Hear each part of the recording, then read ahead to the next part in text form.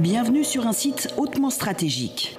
Ce laboratoire privé en partenariat avec le géant chinois Sinopharm est devenu le fer de lance du Maroc dans la course mondiale au vaccin. On se trouve actuellement au niveau de l'usine où on fabrique les formes injectables et stériles et notamment la seringue pré-remplie. La seringue pré-remplie pour un vaccin prêt à l'emploi, adapté aux conditions sanitaires du continent africain. Nous sommes les seuls à avoir introduit cette forme il y a à peu près une dizaine d'années. Et les seuls encore aujourd'hui à la fabriquer en Afrique. Le laboratoire est déjà prêt à tripler sa production pour le vaccin chinois. Et donc les volumes tels que nous les avons discutés avec les différents partenaires peuvent être largement honorés par ce thème. Le Maroc comme tête de pont de la stratégie chinoise en Afrique. Impossible pour Pékin de fabriquer des centaines de millions de doses pour le continent. Pour autant, le Maroc ne servira qu'à conditionner le vaccin. Pas question qu'ils reçoivent la formule pour l'instant.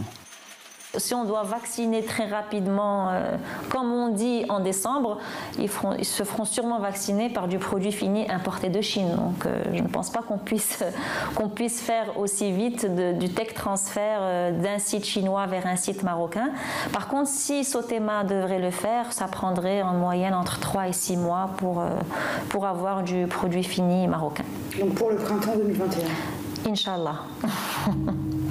Mais cet accord avec les Chinois reste une opportunité pour le Maroc. Les autorités ambitionnent de vacciner 80% des citoyens de plus de 18 ans, soit plus de 20 millions de personnes. Voilà pourquoi le pays s'est porté candidat cet été pour les essais cliniques chinois. C'était inscrit dans le contrat, les pays participants seraient les premiers servis.